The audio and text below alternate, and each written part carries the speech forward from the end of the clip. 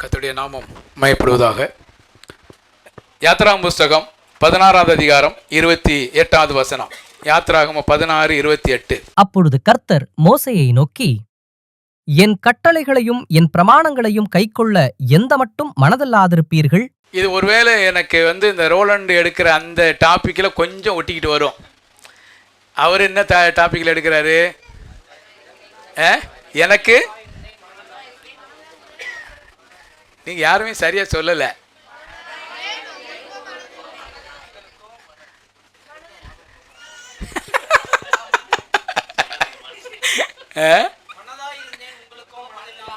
போயிட்டு மனது இல்லாமல் போயிட்டு அவர் அந்த டாப்பிக்கில் எடுக்கிறாரு. நான் ஆக்சுவலாக இந்த யாத்ராம் புஸ்தகத்தை நான் படிச்சுக்கிட்டு வர்றதுனால எனக்கு இதில் ஒரு சில வசனங்கள் என்னோடு கூட பேசுனது அதை நான் செய்தியாக நான் எடுத்திருக்கிறேன். அதில் சொல்கிறாரு, கர்த்தர் மோசேயை நோக்கி, என் கட்டளைகளையும் என் பிரமாணங்களையும் கைக்கொள்ள எந்த மட்டும் மனதில்லாதிருப்பீர்கள் அப்படின்னு கேட்குறார். அவர் கேட்குற கேள்வி, எந்த மட்டும் மனதில்லாதிருப்பீர்கள்? எதுக்கு? என்னுடைய கட்டளைகளையும் என்னுடைய பிரமாணங்களையும் கைக்கொள்ள எந்த மட்டும் மனதில்லாதிருப்பீங்க? என்னுடைய கட்டளைகளையும் என்னுடைய பிரமாணங்களையும் கைக்கொள்ள எந்த மட்டும் உங்களுக்கு மனசு இல்லை அப்படின்னு கேட்குறாரு. இன்னொரு பாருங்க, என்னாகும் புஸ்தகம் 14வது அதிகாரம் 11வது வசனம். என்னாகும் 14:11. கர்த்தர் மோசேயை நோக்கி, எதுவரைக்கும் இந்த ஜனங்கள் எனக்கு கோபம் உண்டாக்குவார்கள்? எதுவரைக்கும் இந்த ஜனங்கள் எனக்கு கோபம் உண்டாக்குவார்கள் அப்படின்னு கேட்கிறார். எதுவரைக்கும் எனக்கு கோபம் உண்டாக்குறார்கள்? அது அடுத்து, தங்களுக்குள்ளே நான் காட்டின சகல அடையாளங்களையும் அவர்கள் கண்டும் எதுவரைக்கும் என்னை விசுவாசியாதிருப்பார்கள் என்று சொல்லி கேட்கிறார். 14:27. எனக்கு விரோதமாய் முறுமுறுக்கிற இந்த பொல்லாத சபையாரை எதுவரைக்கும் பொறுப்பேன்? இஸ்ரவேல் புத்திரர் எனக்கு விரோதமாய் முறுமுறுக்கிறதை கேட்டேன். எதுவரைக்கும் எனக்கு எதிராக முறுமுறுப்பார்கள் அப்படின்னு போடப்பட்டு இருக்கிறது. 4 காரியங்கள். ஒன்று, எந்த மட்டும், இன்னும் கேட்டீங்கன்னா எதுவரைக்கும் மனதில்லாதிருப்பார்கள், எதுவரைக்கும் எனக்கு கோபம் ஊட்டுவார்கள், எதுவரைக்கும் என்னை விசுவாசியாதிருப்பார்கள், எதுவரைக்கும் எனக்கு எதிராக முறுமுறுப்பார்கள் அப்படின்னு இந்த யாத்ராம் புஸ்தகம் என்னாகும் புஸ்தகத்தில் சொல்லப்பட்டு இருக்கிற ஒரு காரியங்கள். இப்போ நான் உங்களோடு கூட பேச வேண்டிய தலைப்பு என்னன்னா, எந்த மட்டும் மனதில்லாதிருப்பீர்கள்? எதுக்காக? என்னுடைய கட்டளைகளையும் என்னுடைய பிரமாணங்களையும் கைக்கொள்ள எந்த மட்டும் மனதில்லாதிருப்பீர்கள். இந்த கட்டளைனா பிரமாணம்னா என்ன? கட்டளை பிரமாணம் அப்படின்னா என்ன நெல்சன்? கட்டளைனா என்ன? பிரமாணம்னா என்ன?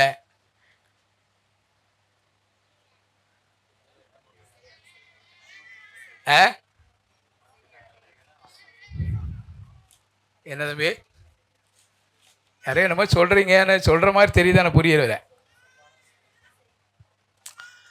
கட்டளை என்பது பொதுவாக சொல்லப்படுகிற ஒரு காரியம், பொதுவாக சொல்லப்படக்கூடிய ஒரு காரியம்.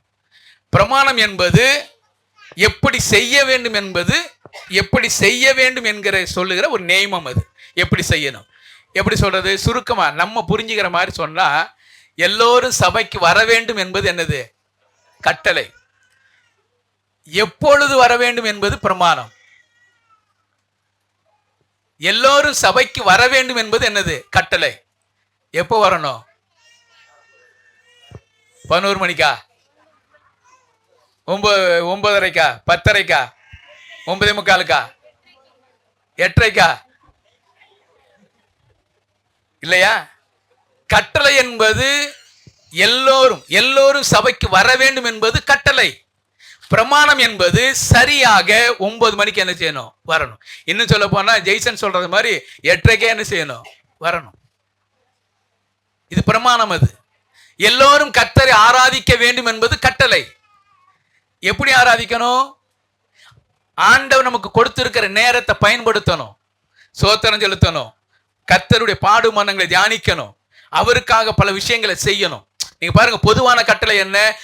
வருத்தப்பட்டு பாரம் சுமக்கிறவர்களே நீங்கள் எல்லாரும் என்னிடத்தில் வாங்க, என்ன என்பது ஒரு பொதுவான காமன் கட்டளை இல்லையா? அது பொதுவான அழைப்பு. அது எல்லோரும் சபைக்கு வர வேண்டும் என்பது கட்டளை. எப்பொழுது வர வேண்டும் என்பது பிரமாணம். எல்லோரும் சபைக்கு வர வேண்டும் என்பது கட்டளை. பிரமாணம் என்பது எல்லோரும் சபைக்கு வர வேண்டும் என்பது கட்டளை. கட்டளை என்பது எல்லோரும் சபைக்கு வர வேண்டும் என்பது சரியாக 9 மணிக்கு என்ன செய்யணும்? வரணும். இது பிரமாணம். அது எல்லோரும் கர்த்தரை ஆராதிக்க வேண்டும் என்பது கட்டளை. எப்படி ஆராதிக்கணும்? ஆண்டவர் நமக்கு கொடுத்திருக்கிற நேரத்தை பயன்படுத்தணும், சோத்திரம் செலுத்தணும், கர்த்தருடைய பாடுமானங்களை தியானிக்கணும், அவருக்காக பல விஷயங்களை செய்யணும். நீங்க பாருங்க, பொதுவான கட்டளை என்ன? வருத்தப்பட்டு பாரம் சுமக்கிறவர்களே நீங்கள் எல்லாரும் என்னிடத்தில் வாங்க, என்ன என்பது ஒரு பொதுவான காமன் கட்டளை அந்த அழைப்புக்குள்ள என்ன செய்யப்பட்டிருக்குன்னா சுவிசேஷம் அறிவிக்கப்பட்டு யாரு ரட்சிக்கப்படுறாங்களோ அவங்க சபையில கொண்டு சேர்க்கப்படுறாங்க. அப்போ பொதுவான கட்டளை என்பது அதுதான் என்ன சொல்றாருன்னா, என்னுடைய கட்டளையும் என்னுடைய பிரமாணங்களையும் கை கொள்ள எந்த மட்டும் மனது இல்லாது இருப்பீங்க. உங்களுக்கு என்ன மனசு இல்லை? ஏன் மனசு இல்லை? அவருடைய பிரமாணத்தை கை கொள்வதற்கு ஏன் மனசு இல்லை? இன்னைக்கு பாருங்க, மற்ற எல்லா வேலையும் செய்வதற்கு மனசு இருக்கு. ஜெபம் பண்றதுக்கும் வேதத்தை படிக்கிறதுக்கு மட்டும்தான் என்ன இல்லை? மனசு இல்லை. மற்ற எல்லாத்துக்கும் மனசு இருக்கு. எங்க வேணாலும் எப்ப வேணாலும் எப்படி வேணாலும் போறோம்.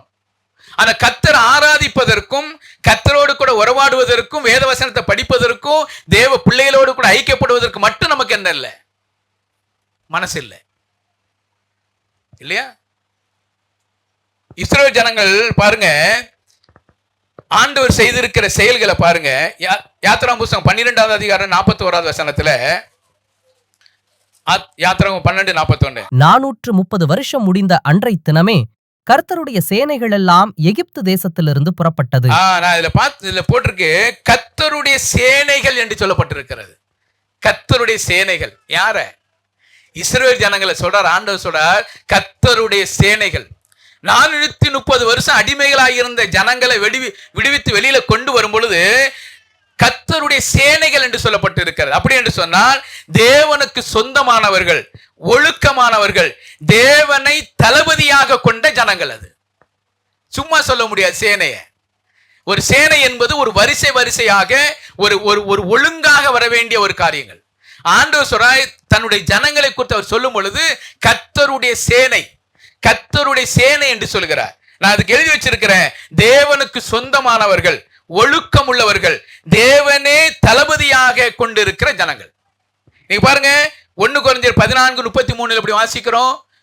அவர் கலகத்தின் தெய்வமாக இல்லாதபடி அவர் ஒழுக்கத்தின் தெய்வமாக இருக்கிறார் என்று சொல்லி வாசிக்கிறோம் இல்லையா? 1 கொரிந்தியர் 14:33. தேவன் கலகத்திற்கு தேவனாயிராமல் சமாதானத்திற்கு தேவனாயிருக்கிறார். தேவன் கலகத்திற்கு தெய்வம் அல்ல, சமாதானத்துக்கு தெய்வமாக இருக்கிறார். அவர் கலகத்துக்கு தெய்வம் அல்ல, அவர் ஒழுக்கம் உள்ள ஒரு தெய்வம், ஒழுக்கத்தின் தெய்வம். அதனாலதான் இஸ்ரவேல் ஜனங்களை குறித்து அவர் சொல்லுகிறார் கர்த்தருடைய சேனை என்று சொல்லி சொல்லுகிறார். அப்ப அந்த ஜனங்கள் புறப்பட்டு வரும்போது எப்படி இருக்கும்? நீங்க ராணுவங்க எல்லாம் புறப்பட்டு வரும்போது எப்படி இருப்பாங்க? இஷ்டம் போலாம் வர முடியுது. அவங்க தளபதி, அவங்க அது ஒரு அணிவகுப்பு. அது முதல்ல யார் வரணும், ரெண்டாவது யார் வரணும், அது ஒரு அணிவகுப்பு. நீங்க பாருங்க, அந்த எரிகோ மதில அழிக்கிறதுக்கு சுற்றி வரும் பொழுது ஒரு வரைமுறை வச்சிருந்தாங்க. இஷ்டப்படி எல்லாம் ஆளுக்கு தகுந்த மாதிரி ஓடி விடலாம் நின்னுக்க முடியாது. ஆசாரியன் எங்க நிக்கணும், எக்காலம் ஊதுறவன் எங்க நிக்கணும், ஜனங்க எங்க நிக்கணும், இதெல்லாம் ஒரு வரைமுறை. இந்த முறையில நின்னா மட்டும்தான் வெற்றி கிடைக்கும். இஷ்டப்படி வாழ முடியாது. அதனாலதான் ஆண்டவர் சொல்ற கர்த்தருடைய சேனை என்று சொல்லி சொல்லுகிறார். இரண்டாவது பாருங்க 12:51, அன்றை தினமே கர்த்தர் இஸ்ரவேல் புத்திரரை அணியணியாய் எகிப்து தேசத்திலிருந்து புறப்பட பண்ணினார். அணியணியாய் புறப்பட பண்ணினார். அதாவது வரிசையாய் புறப்பட பண்ணினார். இவர்களை பார்க்கும் பொழுது அது ஒரு அழகு இருந்தது. இஸ்ரவேல் ஜனங்கள் எகிப்திலிருந்து புறப்பட்டு வரும் பொழுது அணியணியாய் புறப்பட்டாங்க. அப்ப அவங்க புறப்பட்டு வருகிற அந்த விதத்தை பார்க்கும் போது எப்படி இருந்திருக்கும்? செங்கடல் 2 பிளந்துச்சுன்னு வச்சுங்க. செங்கல் 2 பிளந்துக்குது. இதை அடுத்து வர்றோம். செங்கடல் 2 பிளந்தாச்சு. செங்கல் 2 பிளந்த உடனே என்ன நடக்கும்? ஜனங்கள்லாம் கடலாம் ஓடல, கரடு முரடாலாம் ஓடல, அணியணியாய் புறப்பட்டு வந்தாங்க. கோத்திரமாய் புறப்பட்டு வந்தாங்க. எந்த கோத்திரம் முன்னாடி வரணும், பின்னாடி வரணும், யார் தலைமையில வரணும், யார் லீடரா இருக்கணும், இதெல்லாம் அந்த முறைப்படி வந்தாங்க. செங்கடல் திறந்த உடனே நமக்கு திறந்துச்சா ஓடிடலாம் அப்படிங்கிற மாதிரி இல்ல. சர்ச்சை திறந்த உடனே ஓடுறோம் பார்த்தீங்களா, கடை அப்படியெல்லாம் யாரும் ஓடல. அது ஒரு முறைப்படி போனாங்க இல்லையா?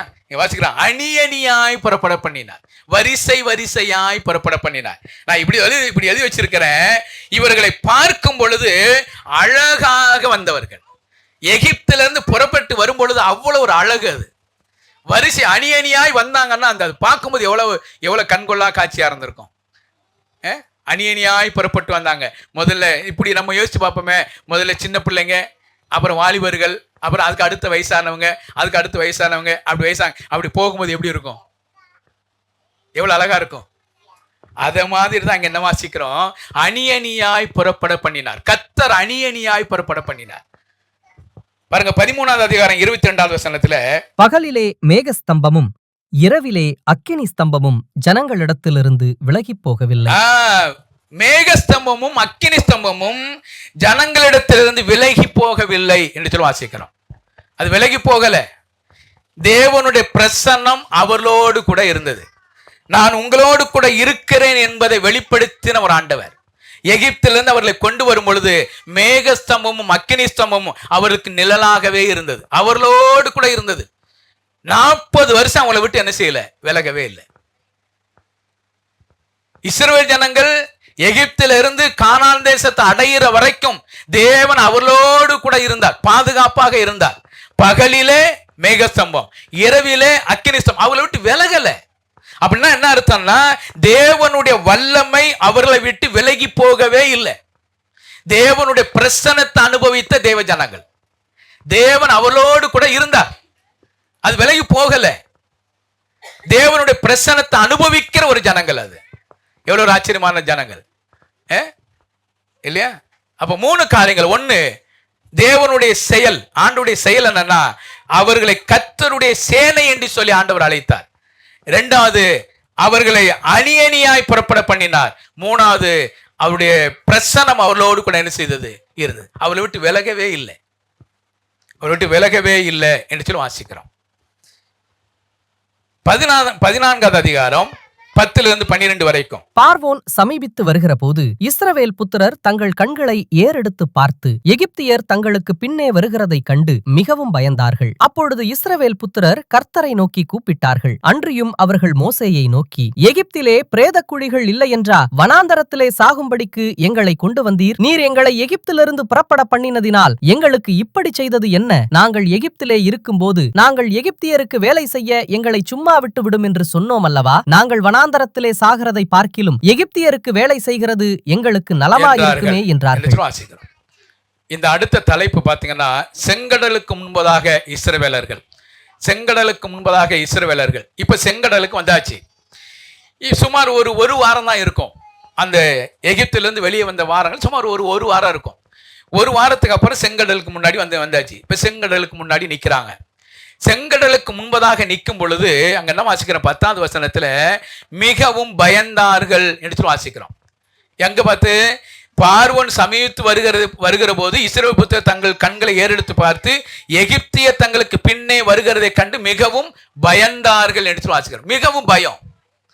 எகிப்தியர் வர்றதை பார்த்தோன்னா அவங்களுக்கு பயம்.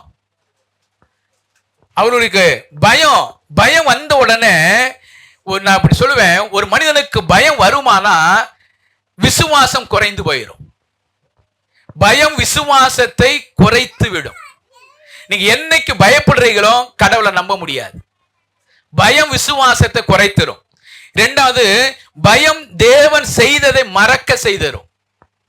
பயம் தேவன் நம்முடைய வாழ்க்கையில செய்த விஷயத்தை மறக்க செஞ்சிடும். 3வது, பயம் மற்றவர்களை குறை சொல்வதற்கு துணிவு உண்டாக்கும். பயம் மட்டும் நம்மள என்ன சொல்ல முடியும்? கிறிஸ்தவ வாழ்க்கையில பாவத்துக்கு மட்டும்தான் பயப்படணும், வேற எதுக்கும் பயப்படக்கூடாது. எதிராளிகளை கண்டு பயப்படாதீங்க, ஒன்னும் செய்ய முடியாது இல்லையா? நம்ம நினைக்கிறோம் ஏதாவது நடந்துருமோ அப்படின்னு நினைக்கிறோம், ஒன்னும் நடக்காது. தேவன் நம்முடைய வாழ்க்கையில தேவனுடைய அனுமதி இல்லாமல் நம்முடைய வாழ்க்கையில எதுவுமே நடக்காது. இந்த விசுவாசம் என்னுடைய மூளையில ஆணித்தரமா பதிஞ்சு வச்சிடணும். தேவனுடைய அனுமதி இல்லாமல் என்னுடைய வாழ்க்கையில ஒரு விஷயம் கூட நடக்காது. நம்ம வேணா நினைக்கலாம், இப்படி நடந்திருக்குமோ அப்படி நடந்திருக்குமோ, இது செஞ்சிருமா அப்படிலாம் யோசிக்கலாம், ஒன்னும் நடக்காது. அப்ப பயம் நம்முடைய வாழ்க்கையில இருக்குமானால் விசுவாசத்தை குறைத்து விடும். பயம் நம்முடைய வாழ்க்கையில வருமானால் விசுவாசம் குறைஞ்சிரும். பயம் தேவன் செய்த விஷயத்தை மறக்க செய்திடும். பயம் மற்றவர்களை குறை சொல்வதற்கு காரணமாக மாறிடும். பயம் இல்லையா? அப்ப இவங்க என்ன செய்யுங்க பாருங்க, 10வது வசனம் கடைசியில் வாசிக்கும் பொழுது, இஸ்ரவேல் புத்திரர் கர்த்தரை நோக்கி கூப்பிட்டார்கள். உதவிக்காக கர்த்தரை நோக்கி கூப்பிடுறாங்க. பயம் வந்துருச்சு. இந்த பயத்திலிருந்து விடுதலை பெறுவதற்காக கர்த்தரை நோக்கி கூப்பிடுறாங்க. அடுத்ததுல என்ன வாசிக்கிறோம்னா, மோசேயை நோக்கி என்று சொல்லி வாசிக்கிறோம். கர்த்தரை நோக்கி கூப்பிடுறாங்க. அப்ப யார்கிட்ட குறை சொல்லி இருக்கணும்?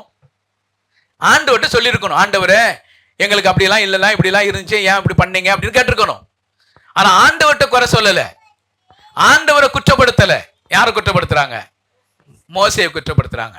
அப்ப பயம் மனிதர்கள் மேலே குறை சொல்வதற்கும் குற்றப்படுத்துவதற்கும் காரணமாக மாறிடும். தேவனை நம்ம குறை சொல்ல முடியாது, குற்றப்படுத்த முடியாது.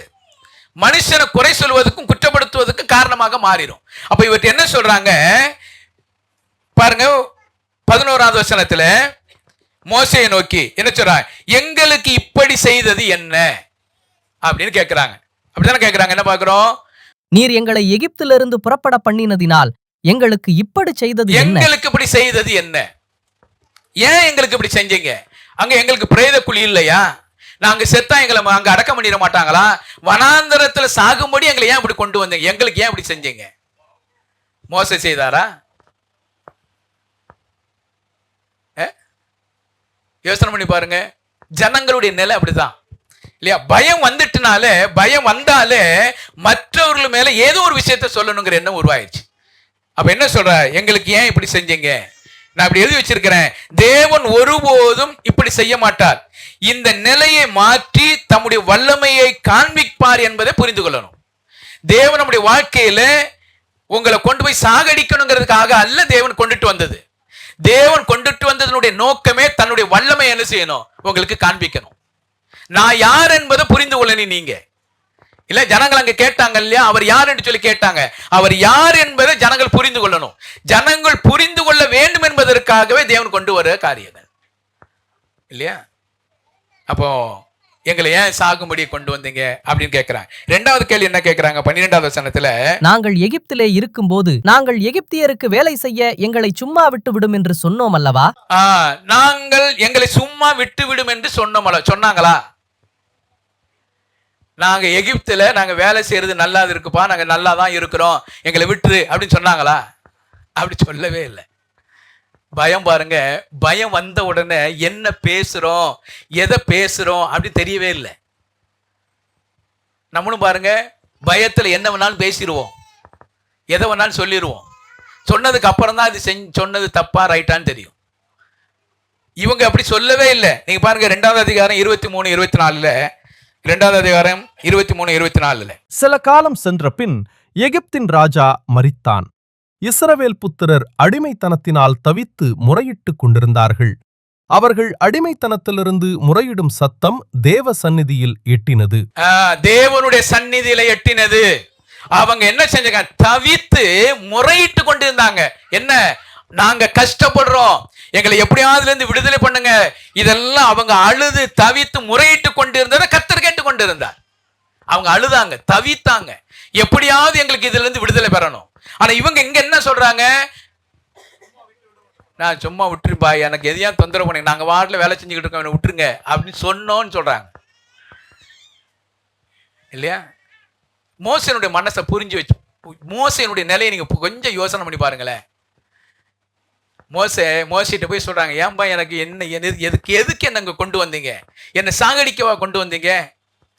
நாங்க அங்குடி சும்மா தானே இருந்தோம், நாங்க பாட்டில் எகிப்தியருக்கு வேலை செய்து நல்லா தானே இருந்துச்சு, நல்லா தானே வேலைக்கு போய்கிட்டு இருந்தோம், எங்களை கொண்டு வந்து ஏன் இப்படி வந்து வேதனைப்படுத்திக்கிட்டு இருக்கிறீங்க?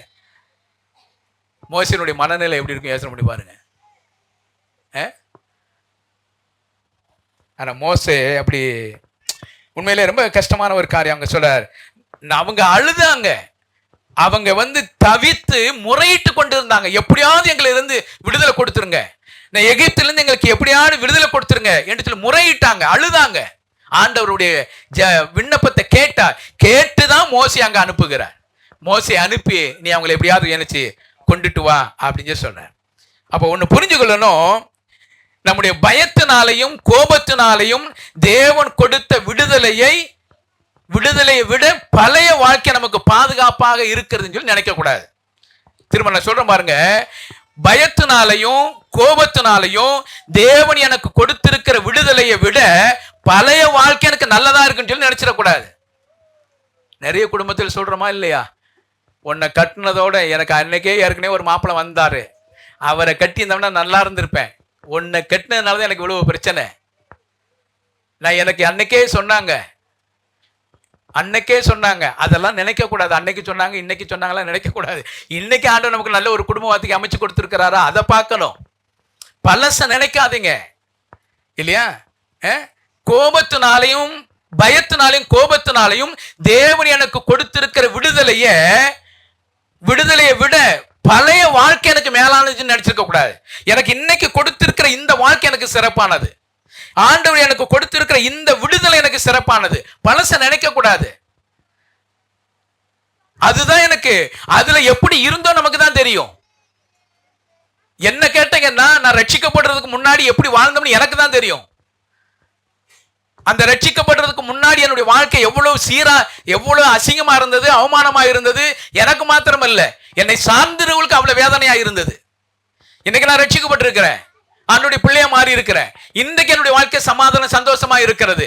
ஒருவேளை இன்னைக்கு எனக்கு கஷ்டம் இருக்கு, வேதனை இருக்கு, பல பாடுகள் இருக்கு. இதை விட எனக்கு அதுதான் நல்லதுன்னு சொல்லி நினைச்சிடக்கூடாது. இதை விட எனக்கு அது அவ்வளவு மோசமானது, அவ்வளவு கொடூரமானது. ஒருவேளை செத்து போயிருந்தா நரகத்துக்கு போயிருந்திருப்பேன். ஆனா இன்னைக்கு அப்படி இல்லை. இன்னைக்கு என் ஆண்டவர் எனக்கு பெரிய விடுதலையை கொடுத்திருக்கிற, சந்தோஷத்தை கொடுத்திருக்கிற, சமாதானத்தை கொடுத்திருக்கிற. இதுதான் எனக்கு மேலானது. இந்த ஜனங்கள் என்ன நினைக்கிறாங்க தெரியுமா? இந்த வனாந்தர வாழ்க்கையில வர்ற கஷ்டத்தை பார்த்துட்டு பழைய வாழ்க்கை நல்லா இருக்கு அப்படின்னு நினைக்கிறாங்க. அது பெரிய தவறு. நம்முடைய நடைமுறை வாழ்க்கையில இன்றைக்கு வாழ்க்கை நான் இப்படி யோசிக்கிறேன், நாளைக்கு என்ன நடக்குன்னு யாருக்கு என்ன தெரியும்? தெரியுமா? நாளைக்கு நம்ம வீட்டுல சண்டை வராதுன்னு நினைச்சுக்கிட்டு இருப்போம், தெரியுமா? தெரியாது. நாளைக்கு நம்ம வீட்டுல சண்டை வரும்னு தெரியுமா? தெரியாது. ஒருவேளை நாளைக்கு வந்ததுக்கு அப்புறம் தான் சண்டை வந்திருக்குன்னு தெரியும். அதுக்கப்புறம் நாளைக்கு வந்துச்சுன்னா அது என்ன செய்யணும் ஆண்டவர்கிட்ட கேட்கணும். இன்னைக்கு சந்தோஷமா இருக்கிறோம், அவ்வளவுதான். இன்னைக்கு ஆண்டவர் எனக்கு கொடுத்திருக்கிற ஆசீர்வாதம். நாளைக்கு என்ன நடக்குன்னு நமக்கு தெரியாது. நைட்டு தூங்குறோம், காலையில் எந்திரிச்சாதான் உண்டு, எந்திக்கலன்னா இல்லை, அவ்வளவுதான், பரலோகத்துக்கு போயிடுவோம். எந்திரிச்சா உலகத்துல வாழ போறோம், சண்டை போட போறோம். எந்திக்கலன்னா பரலோகத்துக்கு போக போறோம். எந்திரிச்ச உடனே அந்த வாழ்க்கையில நமக்கு என்ன நடக்கிறதோ அதை ஆண்டவர்கிட்ட கேளுங்க. ஆண்டவர், எனக்கு இவ்வளவு பிரச்சனைகள் இருக்கு, எனக்கு இந்த தேவைகள் இருக்கு, எனக்கு இப்படி எல்லாம் இருக்கு, இதெல்லாம் எனக்கு சந்திங்க. ஆண்டவர்கிட்ட கேளுங்க, ஆண்டவர் நமக்கு செய்வார். நம்ம என்ன செய்யறோம் தெரியுமா? நாளைக்கு இப்படி எல்லாம் இருக்கும், நாளைக்கு இப்படிதான் நீ இருப்ப, நாளைக்கு நீ இப்படிதான் இருப்ப. எப்படி இருப்ப யாருக்கு தெரியும்? நீ பிரச்சனையே அதுதான், நீ மாற மாட்ட, நாளைக்கு இப்படியே தான் இருப்ப. நாளைக்கு நடக்கிறது ஒண்ணுமே நமக்கு தெரியாது, இன்னைக்கு மட்டும்தான் தெரியும். இன்னைக்கு ஆண்டவர் நமக்கு என்ன வச்சிரு அது மட்டும்தான் தெரியும். நாளைக்கு நடக்கிறது ஒண்ணுமே தெரியாது. நாளைக்கு விடிஞ்சதுக்கு அப்புறம் நம்ம என்ன செய்ய போறோங்க தான் யோசிக்கணும். உயிரோடு கூட இருந்தோம்னா அன்னைக்கு காரியத்தை செய்வோம்.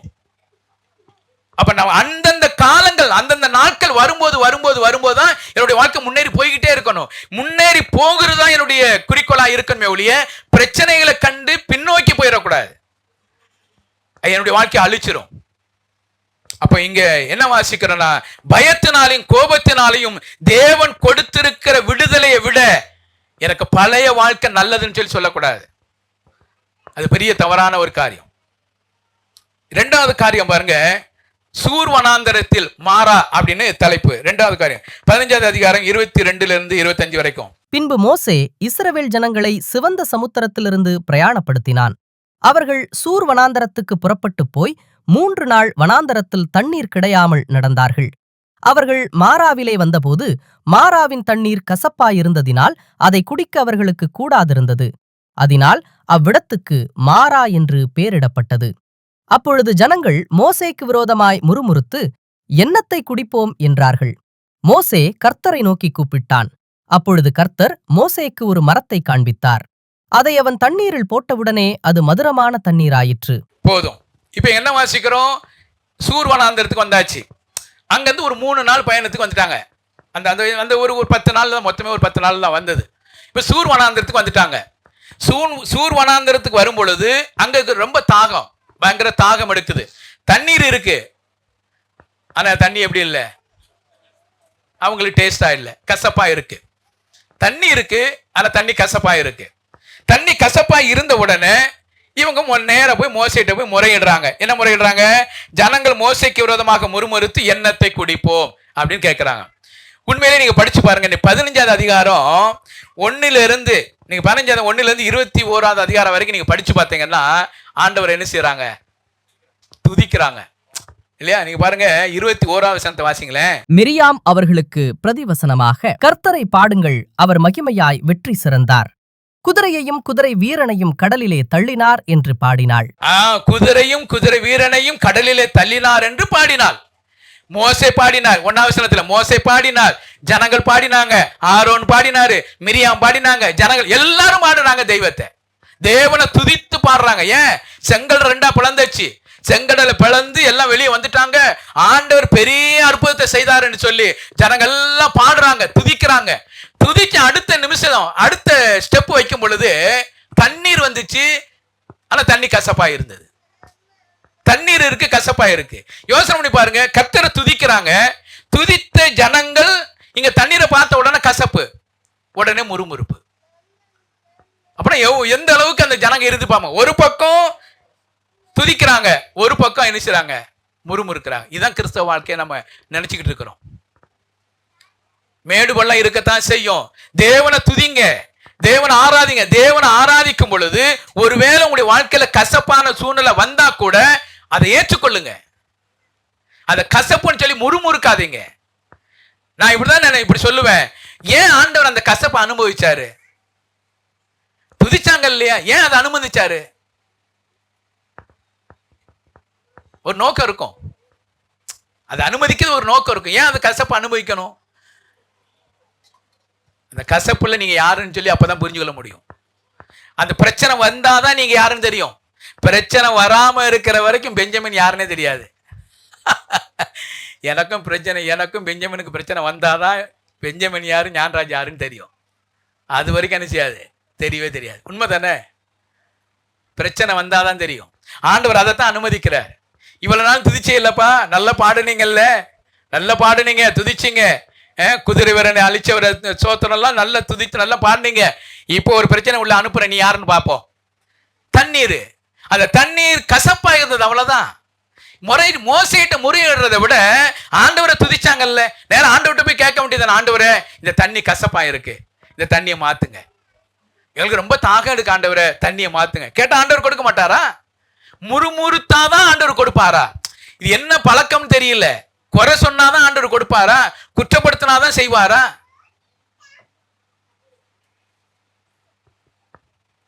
நிறைய குடும்பத்துல ஒரு வேலை செய்ய சொல்லுவாங்க. எப்படி வேலை செய்ய சொல்லுவாங்க தெரியுமா? நீங்கெல்லாம் சகோதரி எப்படி எங்களை வேலை வாங்குவீங்க சொல்லுங்க?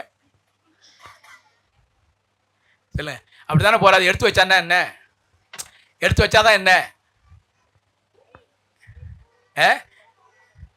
எடுத்து வச்சிருங்க அப்படின்னு சொன்னா வச்சிருவோம். எப்ப அதை எடுத்து வச்சிருங்கப்பா அப்படின்னா எடுத்து வச்சிருவோம். ஏன் எடுத்து வச்சா என்ன சார்? புரியல?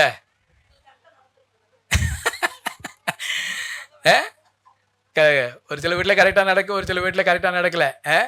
இப்போ எதுக்கு சொல்ல வரேன்னா, நம்ம ஒரு விஷயத்தை செய்ய சொல்லிட்டா போதும், செஞ்சிருவாங்க. அதை கேள்விக்குறியாக செய்யும் போது தான் பிரச்சனையே. கேள்விக்குறியாக மாற்றும் போது தான் பிரச்சனை. அது கேள்விக்குறியாக இல்லாம நீங்க செய்ய சொன்னா செஞ்சிருவாங்க. ஆண்டவருடைய சமூகத்துல போயிட்டு முறையிடாதீங்க, முறுமுறுக்காதீங்க. தேவ சமூகத்துல ஆண்டவரே என்னுடைய வாழ்க்கையை மாற்றுங்க, என்னுடைய பிரச்சனையில இருந்து விடுதலை தாங்க அப்படின்னு சொல்லுங்க, ஆண்டவர் செய்வார். அதை விட்டுட்டு நான் அங்க இருந்தா நல்லா இருந்திருக்கும், நான் அங்க இருந்தா இப்படி இருந்திருக்கும், எனக்கு இது இருந்தா அப்படி இருந்திருக்கும், இப்படி எல்லாம் முறையிடும் பொழுதுதான் அது பெரிய கோபத்துல கொண்டு போய் விட்டுரும். செய்யணும்னு மனசு இருந்தா கூட ஆண்டவர் செய்ய மாட்டார். முறையிடாதீங்க, முறுமுறுக்காதீங்க, தேவ சமூகத்துல கேளுங்க, ஆண்டவரே என்னுடைய வாழ்க்கையில இந்த பிரச்சனை இருக்கு, மாத்துங்க, மாத்துவார். நீங்க பாருங்க, இவங்க முறுமுறுக்கிறாங்க. மோசையை பாருங்க, 25வது வசனத்துல மோசே கர்த்தரை நோக்கி கூப்பிட்டார். போதும், இவங்க முறுமுறுக்கிறாங்க. மோசே என்ன செய்யறாரு? கர்த்தரை நோக்கி கூப்பிட்டார். இதுதான் மோசேக்கும் ஜனங்களுக்குள்ள வித்தியாசம். ஜனங்கள் முறையிடுறாங்க, முறுமுறுக்கிறாங்க. மோசே தேவனுடைய சமூகத்துல கூப்பிடுறார். ஆண்டவரே இந்த பிரச்சனை இருக்கு, இந்த பிரச்சனை விடுதலை தாங்க. ஆண்டவர் மோசேட்ட கேட்கிறார். மோசே ஆண்டவர்கிட்ட கேட்கிறார். முறையிடுவதற்கும் கேட்பதற்குள்ள வித்தியாசம் உண்டு இல்லையா? இவங்க முறுமுறுத்து கேட்கிறாங்க, மோசே ஆண்டவர்கிட்ட போய் கேட்கிறார். கேட்டவன ஆண்டவர் பதில் கொடுக்கிறார். நான் இப்படி யோசிக்கிறேன், இந்த ஜனங்கள் ஆண்டவர்கிட்ட கேட்டிருந்தா கூட கொடுத்திருப்பாங்க. ஆனா இவங்க கேட்கல. இவங்களுடைய குணமே அதுதான். அங்க ஆண்டவர் சொல்றாரு, ஒரு மரத்தை காண்பிக்கிறாரு, அதை கொண்டு போய் தண்ணியில போய் போடுன்னு சொல்றாரு. அது மதுரமா என்ன செய்தது? மாறினது அப்படின்னு சொல்லி வாசிக்கிறோம்.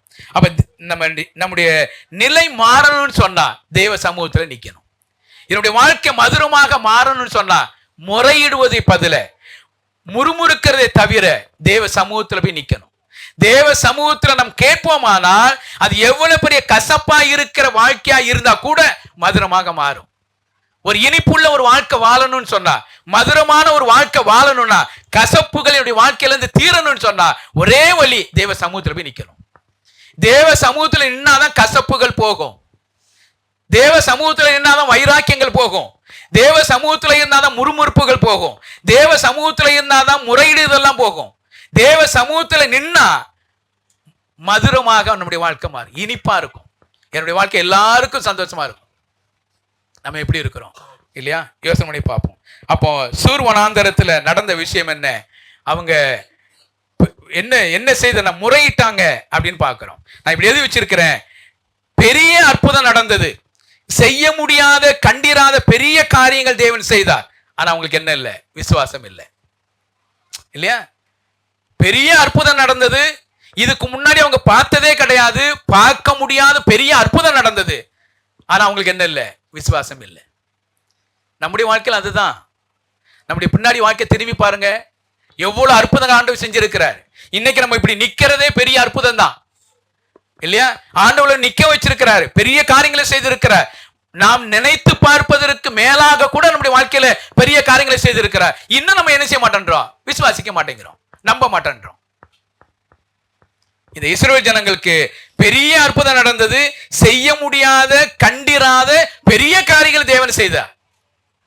அவங்களுக்கு என்ன இல்லை? விசுவாசம் இல்லை. ஒரு சின்ன பிரச்சனை, ஒரு அற்பமான பிரச்சனை, தண்ணி பிரச்சனையில தான் பிரச்சனை. தண்ணியில கோட்டை விட்டாங்க இல்லையா? அப்போ விசுவாசம் வளர்ந்தால் வாழ்க்கை மதுரமாக மாறும். விசுவாசம் வளர்ந்தால் வாழ்க்கை மதுரமாக மாறும். விசுவாசம் வளரணும்.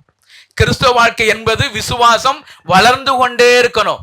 ஒரு ஸ்டாண்டர்ட ஒரே இடத்துல நின்றக்கூடாது இல்லையா? விசுவாசம் வளரணும். விசுவாசம் வளர்ந்துகிட்டே இருந்தாலும் வாழ்க்கை மதுரமாக மாறும், சந்தோஷமாக மாறும். அப்ப தேவனை நோக்கி கூப்பிடணும், தேவ உறவு இருக்கணும். தேவனோடு கூட ஐக்கியமா இருந்தா மட்டும்தான் என்னுடைய விசுவாசத்தை வளர்க்க முடியும். விசுவாசம் வளர்ந்தா வாழ்க்கை மதுரமாக மாறும் என்பதை புரிந்து கொள்ள முடியும். மூணாவது காரியம் பாருங்க, சீன் வனாந்தரத்தில் இறைச்சியும் அப்பமும். சீன் வனாந்தரத்தில் இறைச்சியும் அப்பமும், இது பெரிய பிரச்சனையே. படிங்க 16வது அதிகாரம் 1-3. இஸ்ரவேல் புத்திரராகிய சபையார் எல்லாரும் ஏளிமை விட்டு பிரயாணம் பண்ணி எகிப்து தேசத்திலிருந்து புறப்பட்ட 2ஆம் மாதம் 15ஆம் தேதியிலே ஏளிமுக்கும் சீலாய்க்கும் நடுவே இருக்கிற சீன் வனாந்தரத்தில் சேர்ந்தார்கள். அந்த வனாந்தரத்திலே இஸ்ரவேல் புத்திரராகிய சபையார் எல்லாரும் மோசேக்கும் ஆரோனுக்கும் விரோதமாக முறுமுறுத்து, நாங்கள் இறைச்சி பாத்திரங்கள் அண்டையிலே உட்கார்ந்து அப்பத்தை திருப்தியாக சாப்பிட்ட எகிப்து தேசத்திலே கர்த்தரின் கையால் செத்துப்போனோமானால் தாவிளை, இந்த கூட்டம் முழுவதையும் பட்டினியினால் கொல்லும்படி நீங்கள் எங்களை புறப்பட பண்ணி இந்த வனாந்தரத்திலே அழைத்து வந்தீர்களே என்று அவர்களிடத்தில் சொன்னார்கள். இப்ப பிரச்சனை என்ன? பிரச்சனை, எங்களுக்கு அப்பமும் இறைச்சியும் வேணும். அப்பமும் இறைச்சியும் இல்லைன்னா எங்கள் வாழ்க்கையே போதாது. இன்னைக்கு நிறைய குடும்பத்தில் ஞாயிற்றுக்கிழமைனா என்னதான் வேணும்? எங்களுக்கு நாளைக்கு இறைச்சி இல்லைன்னா நான் சாப்பிடவே முடியாது. இறைச்சிலாம் பெரிய சண்டையே நடக்கும் நிறைய குடும்பத்தில். என்ன வித சொல்றது? தலை கவுந்துடாதீங்க. இறைச்சி இல்லைன்னா அவ்வளோதான். என்ன இறைச்சி இல்லாமல் என்ன சாப்பாடுலாம் எனக்கு இறங்க மாட்டேன்னுது. எப்படியாவது இன்னைக்கு இறைச்சி என்னத்தையா வாங்கிட்டு வந்துடு இறைச்சி. அதே தான் அன்னைக்கு ஜனங்களும் சொல்கிறாங்க. தண்ணீர் கொடுத்துட்டே ஓகே கரெக்டு, இப்போ சோறு கொடுக்குறது யாரு? எங்களுக்கு இறைச்சி கொடுக்கறது யாரு? அதுவும் என்னன்னா இது அதுவும் என்ன கேட்குறாங்கன்னா முறுமுறுக்க தான் செய்கிறாங்க. அது முறுமுறுக்க தான் செய்கிறாங்க. ஒருவேளை எனக்கு ஒன்றும் புரியலை, இந்த முறுமுறுத்தே இவங்க பழகிட்டாங்களே நம்ம தெரியல. என்ன முறுமுறுக்க தான் செய்கிறாங்க. மோசிட்டு போய், ஏப்பா நாங்கள் எகிப்தில் இறைச்சி பாத்திரத்தில் பக்கத்தில் உட்கார்ந்து இறைச்சியும் அப்பவும் சாப்பிட்டாங்களா? நீங்க பாருங்க 5வது அதிகாரம் 18-21. போய் வேலை செய்யுங்கள், உங்களுக்கு வைக்கோல் கொடுக்கப்படுவதில்லை, ஆனாலும் கணக்கின்படியே நீங்கள் செங்கலை ஒப்புவிக்க வேண்டும் என்றான். அவர்களை நோக்கி, நீங்கள் பார்வோனின் கண்களுக்கு முன்பாகவும் அவருடைய ஊழியக்காரரின் கண்களுக்கு முன்பாகவும் எங்கள் வாசனையை கெடுத்து எங்களை கொல்லும்படி அவர்கள் கையிலே பட்டயத்தை கொடுத்தது நிமித்தம் கர்த்தர் உங்களை பார்த்து நியாயம் தீர்க்க கடவர் என்றார்கள். கர்த்தர் உங்களை நியாயம் தீர்ப்பா. என்ன இவங்க என்ன சாப்பிட்டாங்க அப்பத்துல பாத்திரத்துல உட்காந்து? அவர் சொல்லிட்டாரு, பார்வன் சொல்லிட்டாரு. இப்போ மோசே போறாரு, கூட்டிட்டு வர்றதுக்காக போறாரு. இந்த விஷயம் தெரிஞ்ச உடனே மோசே பார்வன் என்ன பண்ணிட்டாருன்னா, அங்க பாரு, நீ சும்மா இருக்கிறதுனால தான் நீ போறேன்னு சொல்லிக்கிட்டு இருக்கிற, ஆண்டவர் ஆராதிக்கணும் அப்படிலாம் சொல்லிக்கிட்டு இருக்கிற, அதனால உனக்கு வைக்கல்லாம் கொடுக்க மாட்டேன். சாப்பிட்டாங்க, இல்லைன்னு சொல்ல வரல, சாப்பிட்டாங்க. வைக்கல்லாம் உனக்கு கொடுக்க, வெஜிடபிள் சாப்பிட்டாங்க. உனக்கு நான் என்ன பண்ண மாட்டேன்னா வைக்கல் கொடுக்க மாட்டேன். ஆனா நீ என்ன செய்யணும்? செங்கல் உனக்கு கொடுக்கப்பட்டிருக்கிற அதே செங்கல் கொடுக்கணும். அப்ப இவன் சாப்பிடுறதுக்கு நேரம் கிடைச்சிருக்குமா? யோசனை பண்ணி பாருங்க. அந்த பாத்திரத்து பக்கத்துல உட்கார்ந்து சாப்பிட்டு இருப்பாங்களா? சொல்றதுக்கும், அதாவது இப்படி சொல்லுவாங்களா, பொய் சொன்னா கூட பொருந்த சொல்லுங்கன்னு சொல்லுவாங்களா, அந்த மாதிரி சொல்லணும்ல. இவர் என்ன சொல்றாங்க? நாங்கள் இறைச்சி பாத்திரங்கள் அண்டையில் உட்கார்ந்து அப்பத்தை திருப்தியாக சாப்பிட்ட எகிப்து தேசத்திலே, நாங்க எகிப்து தேசத்திலே அந்த இறைச்சி பாத்திரத்து பக்கத்துல உட்கார்ந்து இறைச்சியும் அப்பவும் நாங்க என்ன செஞ்சோம்? சாப்பிட்டோம். ஆனா இங்க நீ என்ன பண்ணிட்டேன்னா, கூட்டிட்டு வனாந்தரத்துல கூட்டிட்டு எங்களை செத்து போகிறதுக்கு வச்சுட்டீங்க. ஒருவேளை கூட்டிட்டு வந்த பரவாயில்ல, கர்த்தருடைய கையால செத்து போனா கூட பரவாயில்லை. ஆனா கர்த்தர் உன்னை நியாயந்திருப்பாங்க. எங்க அங்க 5:26 வாசிக்கிறோம். எங்களை எகிப்தினுடைய ராஜாக்களுக்கு முன்பதாகவும் அவங்களுடைய வேலைக்காரனுக்கு முன்பதாகவும் எங்களுடைய வாசனையை கெடுத்துட்டீங்க. நான் எப்படி வாழ்றது? அவன் என்ன பார்க்கும் போதெல்லாம் என்ன கோபக்காரனா பார்க்கறான், என்ன விரோதமா பார்க்கறான், என்னுடைய வாசனை போயிருச்சு.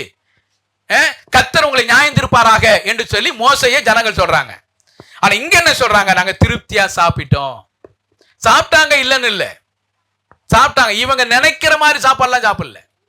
இவங்களுக்கு வேலை செய்யறதுக்கே போதாது டைம், வேலை செய்யறதுக்கே நேரம் பத்தாது. ஏன்னா வைக்கல் கொடுக்கல, ஆனா செங்கல் இருக்கணும். எப்படி என்ன செய்ய முடியும்? அடியும் உதையும் தான் வாங்கிட்டு இருந்தாங்க.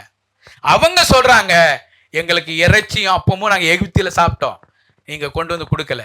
நான் இப்படி யோசிக்கிறேன், மோசே எங்களுக்கு ரொம்ப பசியா இருக்கு, எனக்கு இறைச்சி சாப்பிடணும் போல இருக்கு, எனக்கு அப்பம் சாப்பிடணும் போல இருக்கு, கொடுங்க மோசே. கேட்டா கொடுக்காம இருந்துப்பாரா? என்ன பேச மாட்டேன், நீங்க கோபத்துல கேட்டாதான் கொடுப்பாரு. அப்படி நிறைய வீட்டுல அப்படித்தானே.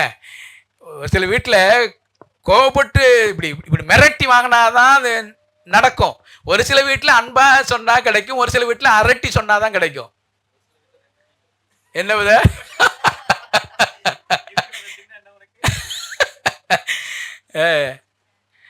இருக்கிறத தின்ட்டு போய் சும்மா அப்ப எல்லாம் பண்ணிக்கிட்டு இருக்காத.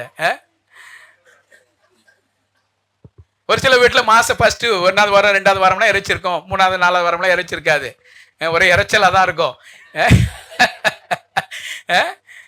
அப்ப என்னன்னா, அப்ப இவங்களுக்கு என்ன, ஒருவேளை இப்படி கேட்டிருக்கலாம், நான் நினைக்கிறேன். அது எப்படி தெரியாது, ஒருவேளை இப்படி கேட்டிருக்கலாம், மோசே எங்களுக்கு ரொம்ப பசி இருக்கு, நாங்க இறைச்சி சாப்பிடணும் போல ஆசை இருக்கு, எனக்கு அப்ப சாப்பிடணும் போல ஆசை இருக்கு, எனக்கு எப்படியாவது ஆண்டவர்கிட்ட கேட்டு கொடுங்களேன் அப்படின்னு கேட்டா கண்டிப்பா மோசே செஞ்சிருப்பார். ஆனா இவங்க என்ன செய்யறாங்கன்னா, முறையிடுறாங்க, முறுமுறுக்கிறாங்க. அது மோசே போய் என்ன சொல்றாரு பாருங்க, 7வது வசனத்துல வாசிங்க. விடியற் காலத்தில் கர்த்தருடைய மகிமையையும் காண்பீர்கள். கர்த்தருக்கு விரோதமான உங்கள் முறுமுறுப்புகளை அவர் கேட்டார். நீங்கள் எங்களுக்கு விரோதமாய் முறுமுறுக்கிறதற்கு நாங்கள் எம்மாத்திரம் என்றார்கள். நீ எனக்கு விரோதமா முறுமுறுக்கலப்பா, நீ முறுமுறுத்த யாருக்கு விரோதமாக? கர்த்தருக்கு விரோதமாக முறுமுறுத்த. கர்த்தர் உன்னை எகிப்து தேசத்திலிருந்து உன்னை வரப்பண்ணின விதத்தெல்லாம் மறந்து, தேவன் உனக்கு செய்த நன்மைகளா மறந்து, நீ கர்த்தருக்கு விரோதமாக முறுமுறுத்ததை கர்த்தர் கேட்டார். ஆனா கர்த்தர் உன்னை உண்மையிலேயே பாருங்க, இவ்வளவு முறுமுறுத்தாலும் தேவனுடைய அன்பு ஒரே மாறவே இல்லை. ஏன் தெரியுமா? அது அவருடைய ஜனங்கள், அவரால் மீட்டு கொள்ளப்பட்ட ஜனங்கள். அது இன்னைக்கும் ஆண்டவர் நமக்கு நன்மை செய்யறதுக்கு காரணம் என்ன தெரியுமா? நான் நல்லவனா இருக்கிறதுக்காகலாம் இல்ல, நான் பெரிய அறிவாளியா இருக்கிறதுனால அல்ல, நான் தொடர்ந்து வேதத்தை படிச்சுக்கிட்டு இருக்கேன் அப்படிங்கிறதுக்காக இல்ல. தேவன் முழுக்க என் மேல் வைத்திருக்கிற அன்பின் நிமித்தமாக தான். நான் சோர்ந்து போயிடக்கூடாது. இதுல ஒரு வசனம் இருக்கும் பாருங்க, நான் அதைத்தான் செய்தியா எடுக்கணும்னு நினைச்சேன். ஆனா பாருங்க, 13வது அதிகாரம் 17வது வசனத்தை 13:17. பார்வோன் ஜனங்களை போக விட்ட பின் ஜனங்கள் யுத்தத்தை கண்டால் மனமடிந்து எகிப்துக்கு திரும்புவார்கள் என்று சொல்லி, பெலிஸ்தரின் தேச வழியாய் போவது சமீபமானாலும் தேவன் அவர்களை அந்த வழியாய் நடத்தாமல் எவ்வளவு நல்ல தெய்வம் பாத்தீங்களா? ஆண்டவருடைய நல்ல குணம் பாருங்க. அவர் என்ன சொல்றா, இவங்க எகிப்தில இருந்து வந்ததுக்கு அப்புறம் இவங்கள கொஞ்சம் மிஞ்சி போனா ஒரு ஒரு ஒரு 3 வாரம் 4 வாரத்தில் நடந்து போயிடலாம். அவ்வளவு தூரம் தான் எகிப்தில இருந்து கானான் தேசம் போறது. ஆனா என்ன வாசிக்கிறோம்? ஜனங்கள் யுத்தத்தை கண்டால் மனம் அடிந்து எகிப்துக்கு திரும்புவார்கள் என்று சொல்லி எண்ணி அப்படி சுத்தி கூட்டி போறாரு. அது வேற ரீசன்லாம் இருக்கு, அது பின்னாடி இருக்கிறோம். இந்த ஒரு இடத்துல அவர்கள் யுத்தத்தை கண்டால் மனம் அடிந்து போவார்கள். ஆண்டவருடைய அன்பு அது. ஜனங்கள் சோர்ந்து போயிடக்கூடாது. சுவிசேஷ புத்தகத்துல வாசிக்கும் பொழுது 3 நாள் சாப்பிடாம இருந்தாங்க. அப்படி போகும்பொழுது சொல்ற, நான் ஜனங்களை கண்டு பரிதபிக்கிறேன், அவங்க 3 நாளா சாப்பிடாமல் ஒன்றுமில்லாம இருக்கிறாங்க, போகும்பொழுது வழியிலே சோர்ந்து போவார்களே என்று சொல்லி எண்ணி நீங்க அப்பத்தை கொடுங்கன்னு சொல்ற. ஆண்டவர் நம்முடைய மனநிலையை அறிந்திருக்கிற ஆண்டவர். நம்மளை சோர்ந்து போய் விட மாட்டார், நம்மளை தளர்ந்து போக விட மாட்டார், மனமடிந்து போவதற்கு ஆண்டவர் விட மாட்டார். நம்முடைய நிலையை அறிந்திருக்கிற ஒரு ஆண்டவர். இந்த இஸ்ரவேல் ஜனங்களுடைய நிலையை அறிந்து அவர்கள் மனமடிந்து திரும்ப எகிப்துக்கு போய்வார்களே என்ற எண்ணத்தோடு கூட ஆண்டவர் அந்த வழியாய் போகாதபடி வேறு வழியாய் கானான் தேசத்துக்கு கூட்டிட்டு போறார். எவ்வளவு நல்ல ஒரு தெய்வம். புரிந்து கொள்ளணும், நம்முடைய தெய்வத்தினுடைய அன்பை புரிஞ்சு கொள்ளணும். இன்றைக்கும் நம்முடைய தெய்வம் என் மேல வைத்திருக்கிற அன்பு அளவிட முடியாத ஒரு காரியம். நான் எப்போதுமே சொல்றேன், நான் நல்லவன்கிறதுனாலயோ இல்ல டெய்லி வேதத்தை படிக்கிறதுனாலயோ அப்படிலாம் இல்ல. நான் படிச்சாலும் படிக்காட்டாலும் தேவன் என் மேல் அன்புள்ளவராக இருக்கிறார். தேவன் என் மேல் அன்புள்ளவராக இருக்கிறதுனால நான் என்ன செய்யறேன்? பைபிளை படிக்கிறேன், ஜெபம் பண்றேன், ஆண்டவரோடு பேசுறேன், ஆண்டவருடைய பிள்ளைகளோடு கூட இருக்கிறேன். நான் செய்யறதுனால என் மேல் அன்புள்ளவராக இல்ல, அவர் என் மேல் அன்புள்ளவராக இருக்கிறதுனால இதெல்லாம் நான் என்ன செஞ்சுக்கிட்டு இருக்கிறேன்? செய்துகிட்டு இருக்கிறேன். புரிஞ்சு கொள்ளணும் இல்லையா? அப்போ இவங்க என்ன வாசிக்கிறேன்னா, எனக்கு அப்பம் வேணும், திராட்சை எனக்கு இறைச்சி வேணும்னு சொல்லி முறையிடுறாங்க, அழுகுறாங்க.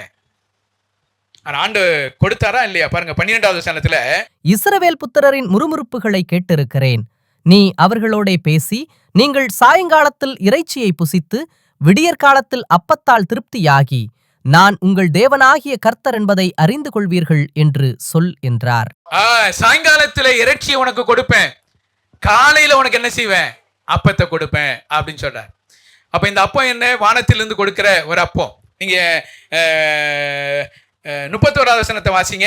இஸ்ரவேல் வம்சத்தார் அதற்கு மன்னா என்று பெயரிட்டார்கள். அது கொத்துமல்லி அளவாயும் வெண்மை நிறமாயும் இருந்தது. அதன் ருசி தேனிட்ட பணிகாரத்திற்கு ஒப்பாயிருந்தது. அதனுடைய ருசி தேனிட்ட பணியாரத்தை போல ருசியா இருந்தது. அது வாசிக்கிறோம். நீங்க என்னாகமம் 11வது அதிகாரம் 8வது வசனத்துல வாசிக்கும் பொழுது, ஜனங்கள் போய் அதை பொறுக்கிக் கொண்டு வந்து ஏந்திரங்களில் அரைத்தாவது உரல்களில் இடித்தாவது பானைகளில் சமைப்பார்கள். அதை அப்பங்களுமாகச் சுடுவார்கள். அதன் ருசி புது ஒலிவ எண்ணெயின் ருசி போல் இருந்தது. அது புது ஒலிவ எண்ணெயின் ருசி போல் இருந்தது அப்படின்னு வாசிக்கிறோம். அப்ப இந்த மன்னாவை குறித்து வாசிக்கும் பொழுது, சாயந்தர நேரத்தில் காடைகள் வந்து அவங்களுக்கு விழுந்தது, இறைச்சி விழுந்தது. மன்னா என்பது அவங்களுக்கு அது ஒரு கொத்தமல்லி அளவாக இருந்தது, பனி போல இருந்தது, கொத்தமல்லி அளவாக இருந்தது. அது வெண்மை நிறமாக இருந்தது, ஒலிவ எண்ணெயினுடைய ருசியாக இருந்தது, தேனீட்ட பணியாரம் போல ருசி உள்ளதாக இருந்தது. இந்த அப்பத்தை 40 வருஷமாக ஆண்டவர் இவங்களை என்ன செய்கிறார்? கொடுக்கிறார். 40 வருஷமா கொடுக்கிறார். இப்ப பிரச்சனை என்னன்னா, 16வது அதிகாரம் 4வது வசனம் 5வது வசனம். அப்பொழுது கர்த்தர் மோசேயை நோக்கி, நான் உங்களுக்கு வானத்திலிருந்து அப்பம் வருஷிக்க பண்ணுவேன். ஜனங்கள் போய் ஒவ்வொரு நாளுக்கு வேண்டியதை ஒவ்வொரு நாளிலும் சேர்த்துக் கொள்ள வேண்டும். ஒவ்வொரு நாளுக்கு வேண்டியதை ஒவ்வொரு நாள் சேர்க்கணும். அப்படின்னா தினந்தோறும் சேர்க்கணும், பிரமாணத்தின்படி நடக்கணும். முதல்ல ஒவ்வொரு நாளும் சேர்க்கணும். அது 18வது வசனம். பின்பு அதை ஓமரால் அளந்தார்கள். மிகுதியாய் சேர்த்தவனுக்கு மீதியானதும் இல்லை, கொஞ்சமாய் சேர்த்தவனுக்கு குறைவானதும் இல்லை. அவரவர் தாங்கள் புசிக்கும் அளவுக்கு தக்கதாக சேர்த்தார்கள். அங்க என்னன்னா, ஒரு ஓமரால் சேர்க்கணும். ஒரு ஓமர் என்பது 2 லிட்டர், அது 2 லிட்டர், 2.2 லிட்டர் என்று சொல்லி சொல்லப்பட்டு இருக்கிறது. அப்போ அளந்து பார்த்தா சுமார் 2 கிலோ. அப்ப அவர் என்ன சேர்க்கிறாங்கன்னா, எல்லோருக்கும் சமமாக இருக்கணும். கொஞ்சமா சேர்த்தவனுக்கு கொஞ்சமாவும் இல்லை, அதிகமாக சேர்த்தவனுக்கு அதிகமாகவும் இல்லை, சமமாய் கிடைக்கிற ஒரு தெய்வம். இப்படி சொல்லப்பட்டிருக்கு. இப்படி சொல்றேன், தேவன் பாரபட்சம் இல்லாது இருக்கிற ஒரு தெய்வம், எல்லோருக்கும் சமமாய் கொடுக்கிற ஒரு தெய்வம், சமமாய் இழக்கணும். அப்ப இந்த ஜனங்களுக்கு சமமாய் இருக்கிற ஒரு காரியங்கள். 19வது வசனம் 20வது வசனம். மோசே அவர்களை நோக்கி, ஒருவனும் விடியற்காலம் மட்டும் அதில் ஒன்றும் வைக்கக்கூடாது என்று அவர்களுக்குச் சொல்லியும், மோசேயின் சொல் கேளாமல் சிலர் அதில் விடியற்காலம் மட்டும் கொஞ்சம் ஒருவனும் மீதியாய் விடிய காலம் மட்டும் என்ன வைத்தார்கள். செய்யக்கூடாது, வைக்கக்கூடாது. நீங்க அந்த மன்னாவை எடுத்து வைக்கிறீங்க, அதாவது உங்களுக்கு தேவையானதை மட்டும் எடுக்கணும், ஒரு ஓமர் மட்டும் எடுக்கணும். ரெண்டாவது என்ன, அதை என்ன செய்ய, விடிய காலம் மட்டும் வைக்கக்கூடாது. காலையில் எடுத்தீங்களா சாயந்தரத்துல முடிச்சிடணும். காலை மறுநாள் என்ன செய்யக்கூடாது, வைக்கக்கூடாது. வச்சிட்டா என்ன நடக்கும்னு சொன்னா என்ன செஞ்சிடும், அங்க என்ன வாசிக்கிறோம், பூச்சி பிடித்து நாற்றம் எடுத்துரும் அப்படின்னு வாசிக்கிறோம் இல்லையா? அப்ப தேவனுடைய வார்த்தைக்கு மீறி நடக்கும் பொழுது, தேவனுடைய வார்த்தைக்கு மீறி நடக்கும் பொழுது நாற்றம் தான் உண்டாகும். தேவன் நம்முடைய வாழ்க்கையில என்ன சொல்றாரோ அதன்படி மட்டும்தான் செய்யணும். தேவனுடைய வார்த்தைக்கு மீறி நடப்போமானால் நம்முடைய வாழ்க்கையில நாற்றம் தான். தேவனுக்கு பிரியமில்லாத ஒரு வாழ்க்கை இருக்கும் பொழுது தேவனுடைய வார்த்தைக்கு சொல் இருந்தோமானா அது நாற்றமான ஒரு வாழ்க்கை உண்டாயிரும். இப்ப நாற்றம் உள்ள ஒரு வாழ்க்கை என்று பார்க்கிறோம். பாருங்க 22வது வசனம் 22ல இருந்து 24 வரைக்கும். 6ஆம் நாளில் தலைக்கு 2 ஓமர் வீதமாக இரண்டத்தனையாய் ஆகாரம் சேர்த்தார்கள். அப்பொழுது சபையின் தலைவர் எல்லாரும் வந்து அதை மோசேக்கு அறிவித்தார்கள். அவன் அவர்களை நோக்கி, கர்த்தர் சொன்னது இதுதான், நாளைக்கு கர்த்தருக்குரிய பரிசுத்த ஓய்வு நாளாகிய ஓய்வு. நீங்கள் சுட வேண்டியதைச் சுட்டு, வேவிக்க வேண்டியதை வேவித்து, மீதியாயிருக்கிறதையெல்லாம் நாளை மட்டும் உங்களுக்காக வைத்து வையுங்கள் என்றான்.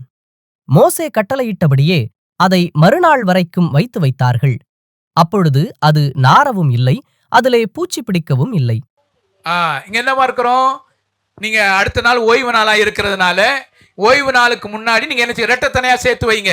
இன்னைக்கு ஒரு ஓமர் எடுத்தீங்கன்னா அதேல 2 ஓமர் எடுத்து வச்சுக்கோங்க, நாளைக்கு சேர்த்து எடுத்து வச்சுக்கோங்க அப்படின்னு சொல்லும் பொழுது அதை மாதிரி சேர்த்து வச்சாங்க. அவங்களுக்கு என்ன இல்ல, அது நாற்றம் எடுக்கல, பூச்சி பிடிக்கல, அவ்வளவு அழகா இருந்தது, டேஸ்டா இருந்தது, ஒண்ணுமே செய்யல.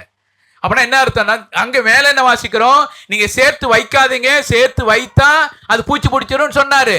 இவங்க சேர்த்து வச்சாங்க, பூச்சி பிடிச்சி நாத்தம் அடிச்சிருச்சு. இங்க என்ன வைக்கிறோம், நீங்க சேர்த்து வைங்கன்னு ஆண்டவர் சொல்லுகிறார்.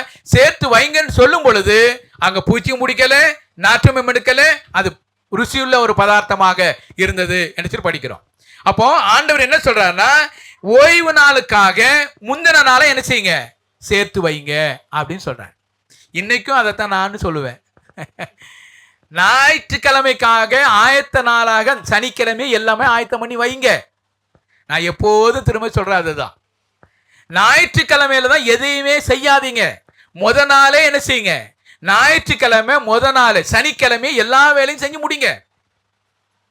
உங்களுக்கு சோறு வச்சு வைக்கணுமா, நான் முத நாளே செஞ்சு வச்சிருங்க. கறி எடுத்து வைக்கணுமா, முத நாளே செஞ்சு வச்சிருங்க. ட்ரெஸ் போடணுமா, அது முத நாளே எடுத்து வச்சிருங்க. எல்லா வேலையுமே முத நாளே செஞ்சு வச்சிருங்க.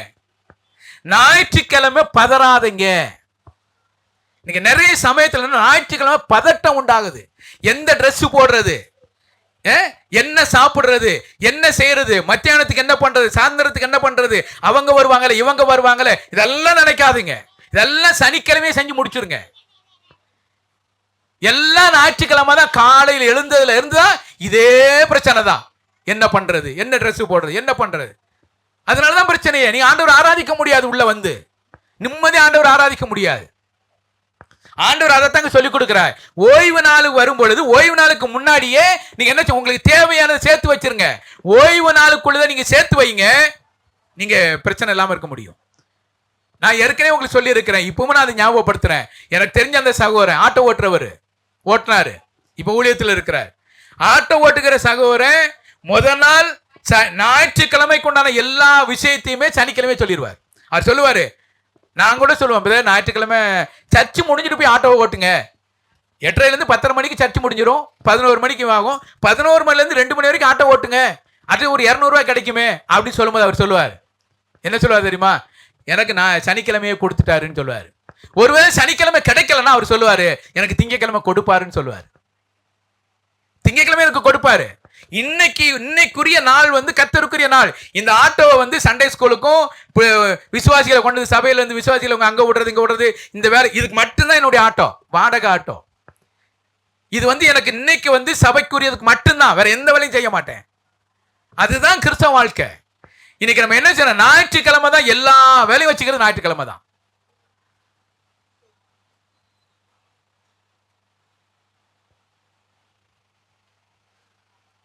நீங்க நம்புறீங்களே நம்பலையே, நான் சொல்லுவேன். எங்க வீட்டில் நடந்த ஒரு விஷயம். ஞாயிற்றுக்கிழமை கல்யாணம் வச்சாங்க.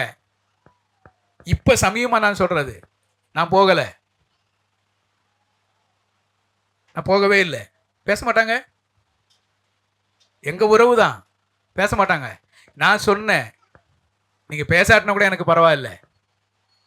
நான் என்ன சொன்னேன் தெரியுமா? உங்களுக்கு அந்த தெய்வமும் அந்த நாளும் எவ்வளவு முக்கியமானதோ, எனக்கு நான் வணங்குற தெய்வம், என்னை போஷிக்கிற தெய்வம், எனக்காக எல்லாவற்றையும் செய்து முடித்த தெய்வம் அதை விட எனக்கு பெரியவர். மேரி சிஸ்டருடைய அம்மா நேரத்துக்கு எங்க வீட்டுக்கு வந்தாங்க. அப்ப அவங்க சொன்னாங்க, ஞாயிற்றுக்கிழமை நான் எங்கேயும் போக மாட்டேன் பாஸ்டர். சொந்தக்காரங்க என்ன வச்சிருந்தாலும் சரி, அவங்க சொன்னாங்க, எங்க சொந்தக்காரங்க கூட ஒரு கல்யாணம் கூட வச்சிருந்தாங்க, நான் போகலையே. அப்ப அவங்க சொன்னாங்களா, நான் போக மாட்டேன், எனக்கு எவனும் சொந்தக்காரன் எனக்கு தேவையில்லை, நீ ஏன் ஞாயிற்றுக்கிழமை வைக்கிற? சனிக்கிழமை வை, திங்கக்கிழமை, திங்கக்கிழமை சனிக்கிழமை வரைக்கும் வை. அப்போ உனக்கு அந்த நாள் பெரிய நாளா தெரியல, உனக்கு ஞாயிற்றுக்கிழமை விசேஷமான 7:30 9 9:30 7:30 9:30 12:30 அதெல்லாம் ஒரு நல்ல நாளா தெரியுது. உனக்கு அது நல்ல நாளா தெரியும் பொழுது எனக்கு அதை விட இது நல்ல நாள். அந்த மாதிரி சொன்னாங்க, நான் போக மாட்டேன், எனக்கு இன்ன வரைக்கும் யாருமே என் கூட பேச மாட்டாங்க. பரவாயில்ல, நான் என்ன சொல்ல வர்றேன்னு சொன்னா, உறவுகளை அப்படிதான் நீங்க மீட்டெடுக்கணும்லாம் ஒண்ணுமே கிடையாது. அவங்க அந்த நாள்ல வைக்கிறாங்கல்ல, அந்த நாளை நம்ம ஏன் விட்டு கொடுக்கணும்? எனக்கு அந்த நாள் பெரிய நாள். என் ஆண்டவர் மரித்து அடக்கமட்டு உயிரோடு கூட எழுந்த நாள். அவர் ஆராதிக்கிற தவிர எனக்கு வேற எதுவுமே எனக்கு இருக்கக்கூடாது, அது எனக்கு மேலானதாக இருக்கணும். இன்னைக்கு நம்ம என்ன செய்யறோம் பாருங்க, இதை தவிர இதை விட்டுட்டு போயிடுவோம், ஆராதனையை விட்டுட்டு போயிடுவோம். சின்ன சின்ன விஷயங்கள் தான் அது, அதெல்லாம் விசாரிச்சு பார்த்தா ஒண்ணுமே இருக்காது, அதுக்கு ஆராதனையை விட்டுட்டு போயிடுவோம். ஆராதனையை விட ஆராதனைக்குரியவராய் இருக்கிற என் தெய்வத்தை விட மேலானது எதுவுமே நம்முடைய வாழ்க்கையில் இருக்கக்கூடாது. அப்படி இருக்குமானா நம்ம எந்த அளவுக்குள்ள இருக்கணும் சொல்லி நீங்களே யோசனை பண்ணி பாருங்க. ஆராதனையை விட, ஆராதனைக்குரிய தெய்வத்தை விட என்னுடைய வாழ்க்கையில் எது மேலாக இருக்கக்கூடாது. பணமோ பொருளோ படிப்போ உயர்வோ எதுவுமே மேல நிக்க கூடாது. ஆதி அப்போஸ்தலர் பணத்தை கொண்டு வந்து எங்க வச்சாங்க தெரியுமா? எங்க வச்சாங்க? அப்போஸ்தலருடைய பாதத்தில் கொண்டு வந்து வச்சாங்க. இன்னைக்கு பணத்தை எங்க நம்ம வைக்கிறோம்? பணத்துக்கு தலைமையில வச்சுட்டு சுத்திக்கிட்டு இருக்கிறோம். பணம் என்ன சொல்லுதோ அதை தான் செய்யறோம். பணம் என்ன சொல்லுதோ அதை நம்ம செஞ்சுக்கிட்டு இருக்கிறோம். நான் சொல்றது பணம் என் கட்டுப்பாடுகள் இல்லை. எல்லா பொருட்களும் என்ன ஆளுகை செய்து, நான் ஆளுகை செய்ய வேண்டிய எல்லாமே அது என்ன ஆளுகை செய்து கொண்டு இருக்கிறது. அதனால தான் தோற்று போயிடுறோம். கவனமா இருக்கணும். அப்ப என்ன வாசிக்கிறோம்? இவங்க ஓய்வு நாளுக்கு உண்டான எல்லாம் முத நாளே சேர்த்து வைக்க சொல்லிட்டாங்க. சேர்த்து வச்சாங்க, ஒண்ணுமே நாற்றம் எடுக்கல. இப்ப பிரச்சனை என்னன்னா 27வது வசனத்துல வாசிக்கும் பொழுது, 7ஆம் நாளில் ஜனங்களின் சிலர் அதை சேர்க்க புறப்பட்டார்கள், அவர்கள் அதை காணவில்லை. 7ஆம் நாளில் ஜனங்கள் சிலர் அதை என்ன செய்றாங்க? சேர்க்க புறப்பட்டாங்க. 7ஆம் நாளில் ஜனங்க சேர்க்க புறப்பட்டாங்க. ஆண்டவர் சொன்னாரு, ஓய்வு நாளுக்குரியதை முத நாளே சேர்த்து வச்சிருங்கன்னாரு. ஆனா ஜனங்கள் ஓய்வு நாள்ல போய் என்ன செய்யறாங்க? சேர்க்க போறாங்க, பொறுக்க போறாங்க. ஆனா அங்க என்ன வாசிக்கிறோம்? அங்க ஒண்ணுமே காணல, ஒண்ணுமே இல்ல. அப்புறம் என்ன அர்த்தம்? யோசனை பண்ணி பாருங்க. இங்க ஒரு 50 பேர் இருக்கிறோம், 50 பேர்ல 10 பேர் மட்டும் ஓய்வு நாள்ல போய் பெருக்க எல்லாம் எடுக்க போனாங்கன்னா என்ன அர்த்தம்? இருக்கிறவனை விட அவங்க தான் புத்திசாலின்னு அர்த்தம். அப்படிதானே அர்த்தம்? 50 பேர்ல 40 பேர் முட்டாளு, மீதி 10 பேர் புத்திசாலி. அப்படிதான் இவங்க நினைச்சு போறாங்க. எல்லாரும் ஓய்வு நாள்ல ஆண்டவர் ஆராய்ச்சிட்டு உள்ள உட்காந்துக்கிட்டு இருக்கிறாங்க. ஆனா ஒரு 10 பேர் மட்டும் என்ன செய்றாங்க? வெளியே எஞ்சி போய் ஏதாவது கிடைக்குமா, மண்ணா கிடைக்குமா, அது போறாங்க. அப்ப என்ன? அது புத்திசாலி. அவங்க நினைக்கிறாங்க, நான் இப்படி எழுதி வச்சிருக்கிறேன், அவர்கள் புத்திசாலி என்று சொல்லி நினைக்கிறாங்க. அவங்க தான் புத்திசாலி. தேவ சமூகத்தில் இருக்கிறவங்க எல்லாம் முட்டாளு, தேவ சமூகத்தை விட்டு வெளியில போறவங்க எல்லாம் புத்திசாலி. யோசிக்கணும். ஆண்டவர் சொல்லி இருக்கிற ஓய்வு நாள் நீங்க ஆராதிக்கணும். கர்த்தரை ஆராதிக்க வேண்டிய பிள்ளைகளை கர்த்தரை ஆராதிக்கணும். அதை விட்டு நம்ம தான் புத்திசாலின்னு நினைக்க கூடாது. நீங்க நான் யோசனை பண்ணி பாருங்க, நீங்க ஆண்டவரை விட்டு போன எந்த காரியம் உங்களுடைய வாழ்க்கையில் நடக்கவே நடக்காது. நான் சபிக்கல, சாபமா சொல்லல, உங்களுக்கே தெரியும். நான் சபிக்கல, நீங்க தப்பா நினைச்சுக்காதீங்க. நான் உங்களை சபிக்கல, சாபமா சொல்லல. ஆனா கர்த்தரை ஆராதிக்காமல் இருந்து நீங்களே செய்யற எந்த ஒரு காரியமா இருந்தாலும் நீங்களே முடிவு பண்ணி வச்சுக்கோங்க. நீ யோசனை பண்ணி பாருங்க, அப்படி நடந்திருக்குன்னு ஒன்று சொல்லுங்க. இல்ல ஒருவேளை நீ இப்படிதான் யோசனை பண்ணீங்களே, எக்ஸாம்ல உட்காந்து எழுதிக்கிட்டு இருக்கீங்கன்னு வச்சுக்கோங்க, இங்கே 9 மணி ஆச்சு, 10 மணி ஆச்சு, 10 மணிக்கு பிரெட்டை பிக்கணும். அப்படி என்ன யோசிப்பீங்க? சரி, ஏதோ தவிர்க்க முடியாத ஒரு சில சூழ்நிலைகள், தவிர்க்க முடியாதது, வேற வழியே இல்லை. அதான் நேரத்துக்கு நானும் ரோல் என்பது உட்காந்து நேரத்துக்கு முன்னாடி பேசிக்கிட்டு இருந்தோம். ஏதோ ஒரு விஷயம் பேசிக்கிட்டு இருக்கும்போது சப்போஸ் ஏதோ ஒரு சூழ்நிலை, ஆனால் ஆண்டவர் என்ன சொல்றா தெரியுமா? நீங்க வர்றப்ப வந்துகிட்டு இருக்கிற திடீர்னு ஒரு ஆடு குழியில விழுந்துருச்சு. குழியில விழுந்திருக்கும் போது உனக்கு எது முக்கியம்? ஆராதனை முக்கியமா, ஆடு முக்கியமா? ஆராதனை முக்கியமா? என்ன பேச மாட்டேன்? ஒரு குழியில ஒரு ஆடு குழியில விழுந்துருச்சு, அது கத்திக்கிட்டு கிடக்கு, என்னை காப்பாத்துங்க காப்பாத்துங்க, ஞானராஜ் என்னை காப்பாத்துன்னு கூப்பிட்டுக்கிட்டு இருக்கு. நான் இல்லப்பா உன்னையெல்லாம் காப்பாற்ற மாட்டேன், எனக்கு ஆண்டவர் தான் முக்கியம் அப்படின்னு வர்றாரு. அது முக்கியமா? ஆண்டவரே சொல்றாரு, என்ன சொல்றாரு தெரியுமா? குழியில விழுந்து கிடக்கிற முதல்ல ஆட்டை தூக்கு, அதுக்கப்புறம் என்கிட்ட வா. பரிதாபப்பட வேண்டிய விஷயத்துக்கு பரிதாபப்படணும். சும்மா தேவையில்லாத விஷயத்துக்கெல்லாம் ஆண்டவர் மேல பழி தூக்கிட்டு போயிடக்கூடாது. எது முக்கியம் என்பதை புரிஞ்சு எதுக்கு ஃபர்ஸ்ட் பிரியாரிட்டி கொடுக்குறேன்னு பார்க்கணும். குழியில விழுந்து கிடக்க சாக கிடக்கிற ஒரு விஷயத்துக்கு அதை செய்யுங்க, தப்பு கிடையாது, ஆண்டவர் அதை மன்னிப்பார். தேவையில்லாத விஷயத்துக்கு முன்னாடி நின்றக்கூடாது. அப்ப இவங்க ஓய்வு நாள்ல போய் அதை எடுக்கிறதுக்கு போனாங்க, அங்க இல்ல, வெறுமையாய் திரும்பி வந்தாங்க. ஓய்வு நாள்ல போனாங்க, வெறுமையா திரும்பி வந்தாங்க. இப்படி யோசனை பண்ணி பாருங்க. அவன் ஆண்டவர் ஆராதிக்கவும் இல்லை, அங்க போய் மண்ணாவை எடுக்கவும் இல்லை, வேஸ்ட், வாழ்க்கை வேஸ்ட் ஆகி போச்சு. ஒருவேளை இங்க உட்கார்ந்து இருந்தாதான் ஆண்டவராவது என்ன செஞ்சிருக்கலாம்? ஆராதிச்சிருக்கலாம். ஆண்டவர் ஆராதிக்கவும் முடியல, ஆண்டவர் ஆராதிக்கவும் இல்லை, அங்க போய் மண்ணா எடுக்க போனா மண்ணாவும் இல்லை, வெற்றிடமான ஒரு மனுஷனா மாறி போயிட்டான். நம்ம எப்படி இருக்கிறோம் யோசனை பண்ணி பார்க்கணும். பேராசை வருமானா நமக்கு நஷ்டத்தை உண்டாக்கிறோம். அப்படியே கிறிஸ்தவ வாழ்க்கையில எந்த மட்டும் மனதில்லாதிருப்பீர்கள், அதைத்தான் இவர் கேட்கிறார். அடுத்து கேட்கிறார், என்னுடைய கட்டளைகளையும் என்னுடைய பிரமாணத்தையும் கை கொள்ள எந்த மட்டும் உங்களுக்கு மனசு இல்லை. நான் உங்கள்கிட்ட சொல்லியிருக்கிறேன்னா என்ன சொல்லியிருக்கிறேன்? ஓய்வு நாளில், ஓய்வு நாளுக்கு முன்னாடி 2 நாள், ஒரு நாளைக்கு முன்னாடி சேர்த்து வைங்கன்னு சொன்னேன், அதை செய்ய மாட்டேன்ட்டீங்க. நீங்க சேர்த்து வைக்காதீங்கன்னு சொன்னேன், சேர்த்து வச்சீங்கன்னா அது பூச்சி பிடிச்சிரும்னு சொன்னேன், அதையும் கேட்க மாட்டேன்ட்டீங்க. சேர்த்து வைங்கப்பா அப்படின்னு சொல்லிட்டு சேர்த்து வைங்க, ஓய்வு நாளில் போய் எடுக்காதீங்கன்னு சொன்னேன், அதையும் கேட்க மாட்டேன்ட்டீங்க. எவ்வளவு நாள் தான் என் பேச்சை கேட்க மாட்டீங்க அப்படின்னு கேட்கிறாரு. எவ்வளவு நாள் தான் உங்களுக்கு சொல்லிக்கிட்டே இருப்பேன்றாரு. எவ்வளவு நாள் தான் சொல்லிக்கிட்டு இருக்கிறது? கவனமா இருக்கணும் இல்லையா? ஆண்டுடைய பிள்ளைகளா இருக்கிற நீங்களும் நானும் எந்த மட்டும் மனதில்லாதிருப்பீர்கள், அவருடைய கட்டளைகளையும் அவருடைய நியாயங்களையும் பிரமாணங்களையும் கை கொள்ள எந்த மட்டும் மனதில்லாதிருப்பீர்கள். நம்ம மனசு இருக்கணும். நான் சொல்லுவேன், அவருடைய வார்த்தையை கேட்டு அவருக்கு பிரியமா நடக்காம நான் இல்லைன்னா வேற யார் நடக்கிறது? அவருடைய வார்த்தையை கேட்டு நான் நடக்கலன்னா வேற யாருக்கு நடக்கிறது? எனக்கு தானே இந்த புஸ்தகத்தை எழுதி கொடுத்துருக்கிறாரு, நான் நடக்கணும்னு தானே இந்த புஸ்தகத்தை எனக்கு எழுதி கொடுத்துருக்கிறாரு. நானே நடக்க மாட்டேன்றேன்னா வேற யார் நடக்கிறது? இல்லையா? வேற யாரும் நடக்கவும் முடியாது, நான் தான் நடக்கணும். நான் தான் வேதவசனத்தின்படி நடக்கணும், நான் தான் வேதவசனப்படி நடந்து மற்றவருக்கு சாட்சி உள்ளவளா இருக்கணும். நானே நடக்கல, நானே கை கொள்ளலன்னா ஆண்டவர் அந்த கேள்வி தான் உங்கள்கிட்டையும் கேட்பார், எந்த மட்டும் மனதில்லாது இருப்பீர்கள். யோசனை பண்ணி பார்ப்போம். ஆண்டவர் நம்மளோடு கூட பேசுவாராக. ஜெபம் பண்ணுவோம். இரக்கத்தில் ஈஸ்வரமுள்ள எங்கள் அன்பின் ஆண்டவரே, இந்த நேரத்துக்காக நன்றி செலுத்துகிறோம்.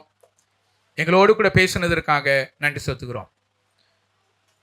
என்னுடைய கட்டளையும் என்னுடைய பிரமாணங்களையும் கை கொள்ள எந்த மட்டும் மனதில்லாதிருப்பீர்கள் என்று சொன்ன வேத வசனத்தின் அடிப்படையில் ஆண்டவர் பெரிய காரியங்களை செய்தார். செங்கடலை பிளக்க செய்த தெய்வம், மாறாவின் நீரை மதுரமாக மாற்றின தெய்வம், அவர்களுக்கு காடைகளையும் இறைச்சி அப்பத்தையும் கொடுத்த தெய்வம், அவர்கள் சேர்க்கக்கூடாது என்று சொல்லும் பொழுது அவர்கள் சேர்த்தார்கள், சேர்த்து வையுங்கள் என்று சொல்லும் பொழுது அவர்கள் சேர்த்து வைத்து ஓய்வு நாளிலும் போய் அவர்கள் சேர்க்க புறப்பட்டார்கள் என்று சொல்லி பார்க்கிறோம். அதனாலே அவர் ஓய்வு நாளில் போய் புறப்பட்டு அவரை பார்க்கும் பொழுது அங்கே இல்லாது இருந்ததாக நாங்கள் பார்க்கிறோம். அவருடைய வாழ்க்கையில் ஒரு வெற்றிடமான ஒரு நிலை, ஓய்வு நாளில் கர்த்தரை ஆராதிக்க முடியாத ஒரு நிலை, அங்கே போய் சென்று அவர்களை பார்க்கும் பொழுது மன்னாவும் கிடைக்க முடியாத ஒரு நிலை, வெற்றிடமான ஒரு நிலையாக இருந்ததை நாங்கள் நினைவு கூர்ந்தோம். அன்று நாங்கள் எப்படிப்பட்டவர்களாக இருக்கிறோம்? அன்று நாங்கள் ஒரு வெற்றிடமாக இல்லாதபடி என் தேவனுடைய வார்த்தைக்கு நாங்கள் முழுமையாய் செவிசாய்க்கக்கூடியவர்களாக இருக்க நீ உதவி செய்ய முடியாத நம்முடைய கருத்தில் நாங்கள் ஒப்புக் கொடுக்கிறோம். ஆண்டவர், இந்த நாளில் வந்த பிள்ளைகளுக்காக நன்றி செலுத்துகிறோம். வராது இருக்கிற பிள்ளைகளை உடைய சமூகத்தில் நாங்கள் ஒப்புக் கொடுக்கிறோம். உங்களுடைய வருகை தாமதிக்குமானால் வரக்கூடிய நாட்களில் உங்களுடைய பிள்ளைகளை கொண்டு வந்து சேர்க்க முடியாக உங்களுடைய சமூகத்தை நாங்கள் ஒப்புக் கொடுக்கிறோம். விசேஷமாக சாராளை நினைவு கூறுகிறோம். சாராளுக்கு கொடுத்திருக்கிற விடுதலைக்காக சுகத்துக்காக நன்றி செலுத்துகிறோம். இன்னும் பரிபூர்ணமான விடுதலை தாரும், சுகந்தாரும். அதே போல ஐனியை உடைய கருத்தில் ஒப்புக் கொடுக்கிறோம். குழந்தைக்கு வேண்டிய கிருபைகளை தந்தரலும். சரீரத்தில் பலன்தாரும் ஆரோக்கியத்தை தந்து வழிநடத்த முடியாத நம்முடைய சமூகத்தில் நாங்கள் ஒப்புக் கொடுக்கிறோம். அப்படி செய்ய போகிற காரியங்களுக்காக நன்றி செலுத்துகிறோம். ஆண்டவரே, இந்த நாளில் வந்திருக்கிற சிறு பிள்ளைகள், பெரியோர்கள் அனைவரையும் உடைய சமூகத்தை நாங்கள் ஒப்புக் கொடுக்கிறோம். ஒவ்வொரு பிள்ளைகளையும் உடைய வல்லமுள்ள கரம் அவர்களை தொட்டு ஆசீர்வதித்து வழிநடத்த முடியாத நம்முடைய சமூகத்தில் நாங்கள் ஒப்புக் கொடுக்கிறோம். அப்படி செய்ய போகிற காரியங்களுக்கு நன்றி செலுத்துகிறோம். நம்முடைய வருகை தாமதிக்குமானால் வருகிற ஞாயிற்றுக்கிழமையில் நடக்க இருக்கிற வாலிபர்களுடைய ஐக்கியம் கூட்டத்தை நம்முடைய கருத்தில் ஒப்புக் கொடுக்கிறோம். அதை ஆசீர்வதித்து தாரும். செய்து கொடுக்கிற தாசருக்கு வேண்டிய கிருபைகளை தந்தலும். ஆண்டவர் தாமே எங்களோடு கூட இடைபட முடியாக பேச முடியாக உடைய சமூகத்தில் நாங்கள் ஒப்புக் கொடுக்கிறோம். அப்படி செய்ய போகிற எல்லா காரியங்களுக்கும் நன்றி செலுத்துகிறோம். இம்மட்டும் வழிநடத்தும் இந்த தெய்வம் தொடர்ந்து வழிநடத்தும். விசேஷமாக நம்முடைய அருமேஸ்வரி மேரி கனகராஜ் அவர்களுக்கு நன்றி செலுத்துகிறோம். வீடு கட்டி இருக்கிறார்கள். அந்த வீடு திறப்பு விழா வருகிற 26ஆம் தேதி நடக்க இருக்கிறது. ஆண்டுடைய கிருபை இருக்கட்டும். யாவரும் கலந்து கொள்ள உதவி செய்துள்ளோம். நாங்கள் யாவரும் ஒன்றாய் கலந்து கொண்டு அந்த குடும்பத்தோடு கூட சந்தோஷம் உள்ளவர்களாக இருக்க உதவி செய்துள்ளோம். அப்படி செய்ய போற எல்லா காரியங்களுக்காக நன்றி செலுத்துகிறோம். இம்மட்டுமாக வழிநடத்தும் இந்த தெய்வம் தொடர்ந்து வழிநடத்த முடியாக கர்த்தர் மீட்பு ரட்சகரமாக இருக்கிற கர்த்தராக இயேசு கிறிஸ்து மூலமாக ஜெபத்தை எடுக்கிறோம் எங்கள் ஜீவனுள்ள நல்ல பிதாவே, ஆமென். என் ஆத்துமாவே கர்த்தரை ஸ்தோத்திரி, என் முழு உள்ளமே பரிசுத்த நாமத்தை ஸ்தோத்திரி. என் ஆத்துமாவே கர்த்தரை ஸ்தோத்திரி, கர்த்தர் செய்த சகல உபகாரங்களையும் மறவாதே. ஆமென்.